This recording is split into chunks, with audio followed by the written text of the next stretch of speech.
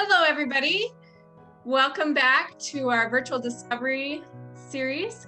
And today we're talking again with Holly, and she's going to share more of her sourdough creation. So we're excited. We learned more about the benefits of natural yeast baking. And today we are going to learn about feeding our starts again and also making bread.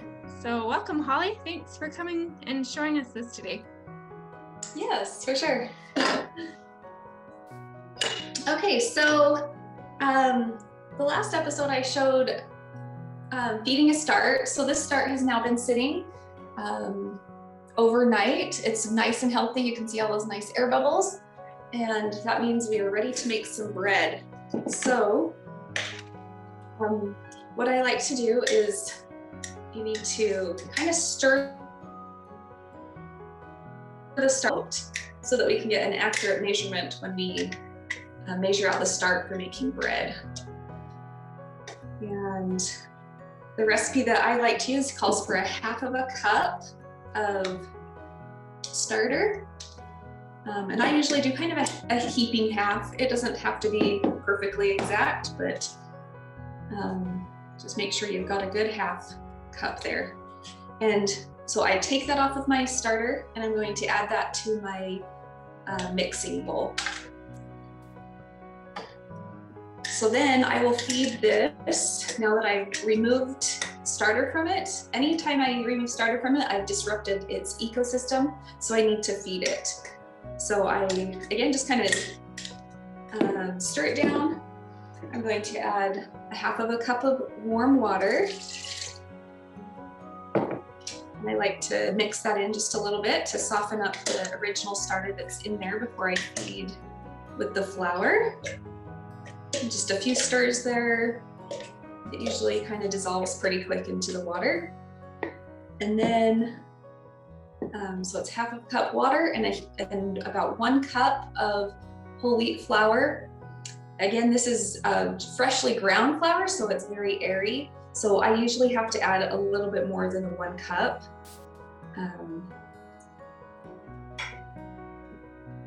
But I'll just remind you what the consistency looks like. We want it to be a very thick, brownie batter consistency. So right now, you can see it's very wet and runny. So it needs a lot more flour. I find that if you leave it too wet, you get that black fluid on top. So it's really important enough flour on your feedings.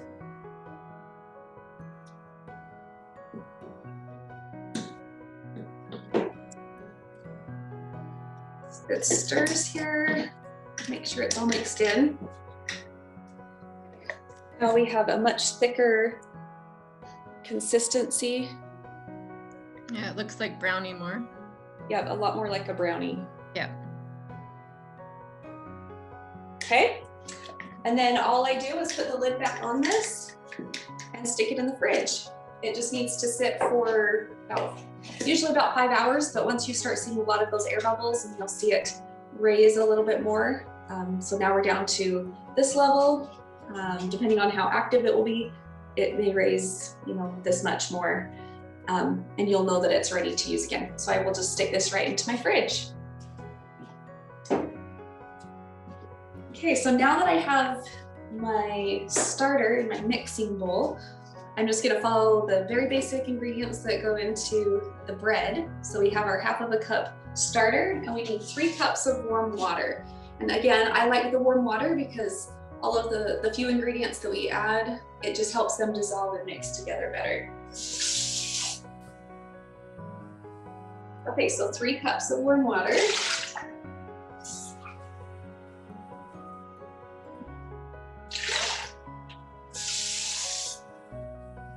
And we will link the recipe for this below, so you can have the recipe as well. And this particular recipe makes 2 loaves of bread. They're usually about 2 pounds each. I usually double this to feed my family so that we have ample loaves, and I always throw them into the freezer so that we have excess to pull out later. Okay, so I've added my 3 cups of water. We have a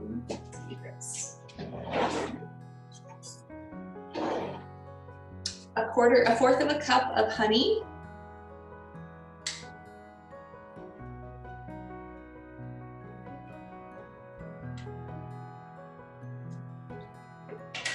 One tablespoon of coconut oil. And I melted my coconut oil so it's soft, but it can be hard going in. The warm water is enough to melt that, and it helps to get that in there. And 1 teaspoon of salt.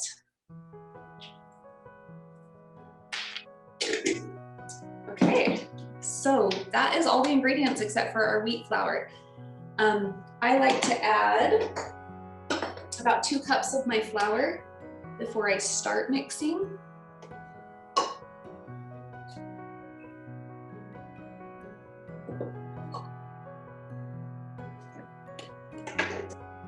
I put my lid on, and it's gonna be noisy for just a second, but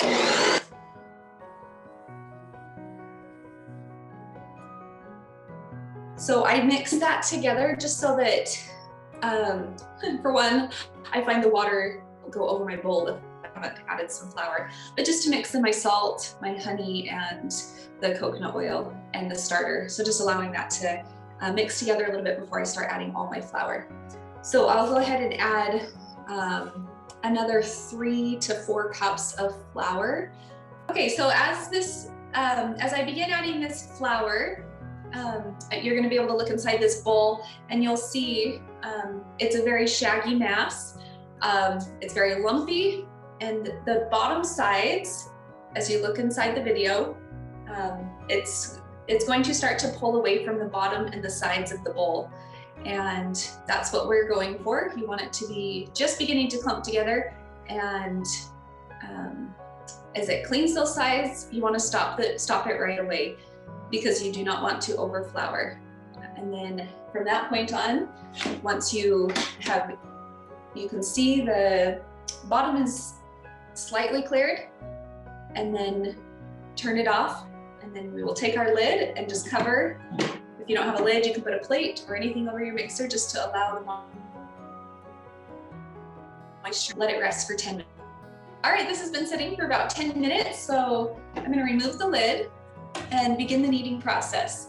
The kneading process can take up to 12 to 15 minutes, and I'm going to show you a little bit of what it looks like as it progresses on the kneading as it kneads. So I usually always keep my speed on 2. I've heard that if your speed is too high, you get too much air in your dough, and so you want to just keep it at a lower speed and just let it slowly process the gluten and really get that starter to get nice and elastic. So sorry, I have a question. How many speeds do you have on your mixer? So I have 4 speeds. I have a so not more than halfway, I guess. And you just have to be able to, if you have, say, 8 speeds, I wouldn't probably go past 4 to 5. Okay, because I know my mixer has only 2 speeds, so maybe I would keep it on number 1. Yeah, if it's having a hard time mixing, you can up at a speed, obviously, so it can keep that momentum. But okay, I find that mine just so a fairly low speed, whatever mixer you have. So okay. Recipe. Okay, so I'm going to turn this on to my speed 2, and we'll look inside the bowl in just a few minutes. Okay, so this has been kneading for about 1 minute. So you can see how it is all clumped together, kind of like what you would think of maybe a normal bread dough. It looks kind of tough. I feel like it looks tough, and it's very like an elastic being broken. You can see how it's breaking apart. Okay, now as we look in the bowl, this has been kneading for about 8 minutes, and it's just beginning to stick to the sides of the bowl. You can see it's getting very key. And as you watch the slow motion of that video, it's stuck to the sides of the bowl, and that's a good thing. Okay, now this has been kneading for about 11 minutes. You could see, I like to call this falling apart. It's very, very sticky. It's kind of relaxing, and it's sticking more to the sides of the bowl, and that is exactly what we want. So I'm gonna show you, and I'll show you the window pane test now. Okay, this is done kneading. I'm just gonna demonstrate the window pane test as a way that you can just make sure that your bread is fully kneaded. You're gonna need grease on your hands, so I like to just add a bit to my bowl and just put some oil on both hands.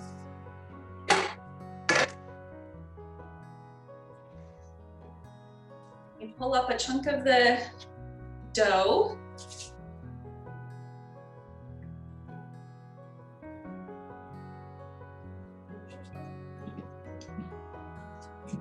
And you can see it starts to thin and light will come through it.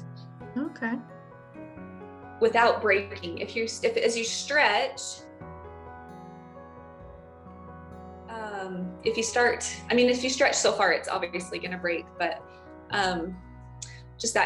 you'll be able to see, I don't know how to explain, it's just that clearness. Yeah, you can see kind of a little bit of kind of pockets of thinner stuff, thinner dough. That's just the window pane. It just shows how elasticity and how sticky this bread dough is. So now that that's done kneading, it passed the window pane test, I'm gonna put it in a greased bowl. And I just rub a little bit of that oil all up and down the sides of my bowl. Also getting it all over my hands, because this is so sticky. So opposite of maybe your other kinds of regularly yeast bread that you're used to making. Yeah. Think of it opposite. You want this one very sticky. I find that if I have over floured or not let it knead enough, my bread gets very, very crumbly after a day. You're trying to cut it and it just kind of crumbles. Crumbles. It's so important that you make sure you let it knead long enough. Inside my bowl, it's nice and stuck in there. So I'm just going to start scraping it down. And you'll find it will kind of start to stick to each other a little bit. Becoming kind of a big mass. But you're gonna have some stuck on your bowl too.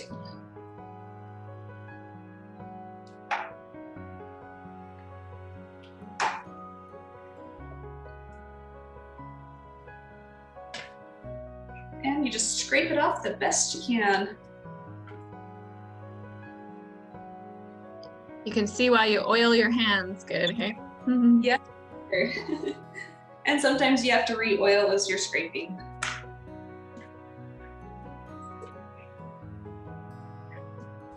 Okay. So now it's just all in my bowl, and I just like to kind of flip it once so that it's all oiled. The oil that was on the bottom is now on the top, and that's just going to sit now.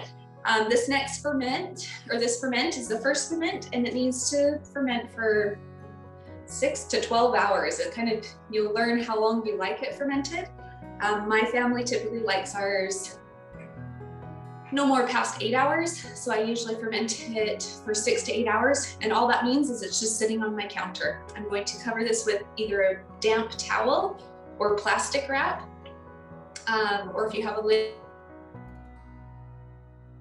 for it to have some airflow. So you don't want to put a sealed lid on there. And it's just gonna sit and it will slowly raise, but it's not going to raise the same way that a yeast bread is gonna raise. It's not going to typically double in size. You will see a raise though, for sure. Okay, so we're gonna let that sit for 6 to 8 hours. So for filming purposes, I've already have this one that has been fermenting, and it's actually been fermenting for about 12 hours because I did it last night. So in your schedule, when would you usually typically start this in your day and then bake it in your day? Yeah, so for me, I like to make my bread in the morning and bake. Usually I'm baking right around 5 o'clock in the afternoon. So my kids get off to school. Usually I'm mixing and it's sitting around about 8. I'm mixing it all up. By 9, it's sitting ready to ferment. And then around 3 o'clock, I'll make it into the loaves. That's usually right before my kids get home from school. So it's kind of hands off again. That's the process I'll show you, making it into the loaves. And then an hour and a half later, I'll get it ready to bake. Okay. I have friends though who also, they prefer to let it ferment all night and bake their bread in the morning. So you would just mix this up in the evening, probably later in the evening, because that would be it becomes a very long ferment. Right. And when I say how long you like it, it's just, it starts to get a little bit more of a sour taste. And so we like a lot more mild taste in our home. So I try to let it ferment as long as I know to get the health benefits, but we prefer to have a more mild taste. So that's why I usually stop my ferment between that 6 to 8 hour mark. Okay. Okay, so dump this out. I don't have to grease my counter. As it's sat, it's absorbed, and it's just kind of a nice, it is a big sticky mass still, but it's not sticking to my hands. And I like to, I just kind of cut it in half, and I measure mine just so my loaves are close in weight. So I just use my little kitchen scale, and so like I said, these are going to be right around the 2 pound mark. So there it is, just right around 2 pounds. This one's 2.2 and this one was 2.1. Okay. So to make it into my loaf, first you always want to grease your pans, and I just use a spray just to make sure they're nice and greased. And then I just take that mass and I just kind of start to roll it. There's not a lot of air bubbles in this, but I don't have any. This is just kind of my simple way of creating a loaf. I just kind of smooth out those ends and plop it in my pan. So here's the first one. So again, I just kind of take my mass of dough and I just kind of roll it over each other, pinch it down, smooth it out the best I can, and set it down. And then I usually always just cover these with plastic wrap. You'll want to cover it because otherwise it dries out the dough too much. So you definitely want it to be covered either with that wet towel, and it needs to be wet towel. They'll still form kind of a hard crust and they won't be able to raise as much as they need. Okay. But you just cover that with plastic wrap, and I usually let mine ferment it just has to sit here for another hour to 2 hours. This point, but once they bake, they're going to be, they bake up quite nice and domed. So we'll let those sit for a couple hours. All right, now we're going to talk about baking the bread.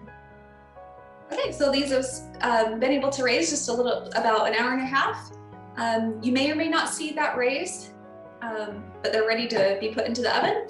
I like to bake mine at 350, and the time, again, is just a little bit, you just have to watch them, but usually about 35 minutes, I find, is where it about needs to be. My favorite thing to do that I have had no fail with, because sometimes you'll get dough in the middle because they haven't fully cooked. So the outside looks cooked, but you might find it's still a little doughy inside. So I like to use an internal temperature or thermometer to get the internal temperature.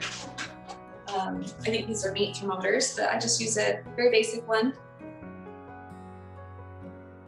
And after it's baked, been in there for about 30 minutes, I usually set a timer, and then I will insert this thermometer in there that will give me an internal temperature. And I'm looking at 180 is the key, 180 degrees Fahrenheit. So we'll go ahead and stick these in the oven. It does need to be preheated. So the oven does need to be preheated. Okay. And then like I said, I set my timer for about 30 minutes and then check it with that internal thermometer. So would you just stick it in the end, stick it in the top? Where would you stick it? Yeah, so I stick it going from the side. Yeah, I just take it like if this is my loaf and it's, you know, it's raised up quite a bit, I just kind of stick it through the side so it's getting into the center of the loaf. Center of it. Okay. Or at the top, but just kind of right in that center. So just right in there. Okay. That's good to know. That's a handy little thermometer to have. For sure. Okay, so these loaves are all done. They've reached an internal temperature of 180 degrees. And these ones are already cooled off, but right when they come out of the oven, I like to take just a little bit of butter. And when they're nice and hot, I just roll that right over the top of both of all the sides.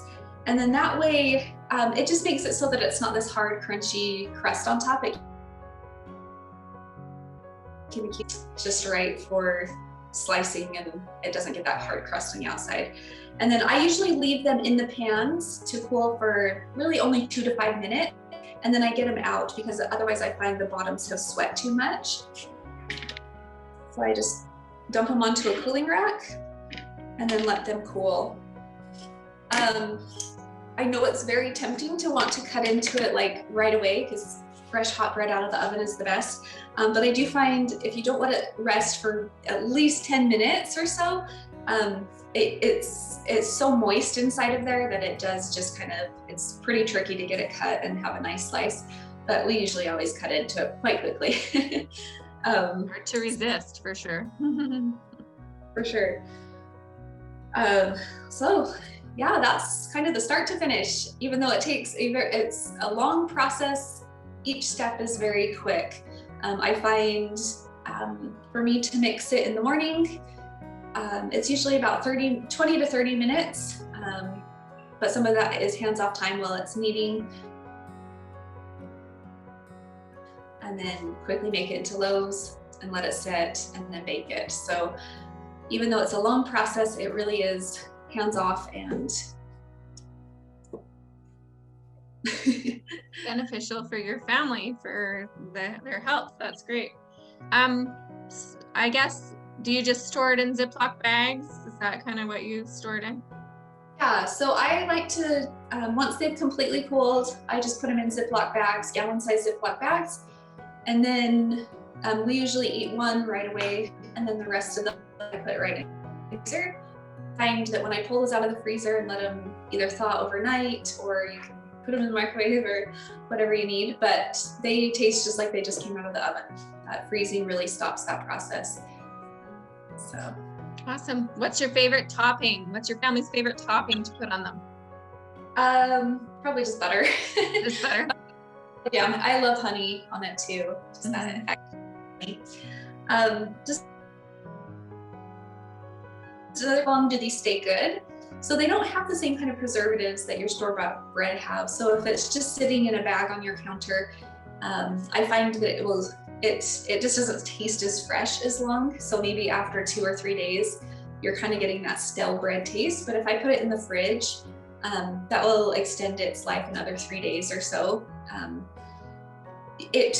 I do find mold on it sometimes, like sit out for too long after those or whatever. But yeah, I think that it slows that fermentation process continues even after it's baked, and so it succumbs to mold and right. Yeah, that's the. This is Say that again. That last. It just loses its freshness over time. Yeah, wonderful. That's so exciting to see the process. I I didn't know that it was supposed to be stickier, and there's all these things that I didn't know that you have to think opposite. So that was really informative. Thank you.